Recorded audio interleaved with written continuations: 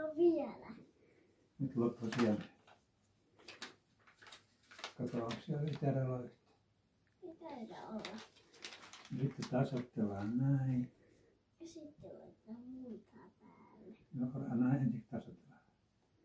Sitten täältä ripotella multaa tästä pussista. Täältä. Mä voin ripotella, niin sulle ei tule likasta sormi. Vai haluat säkin vähän ripotella? Joo. Pitääpä ne pesee sit käsissä. No.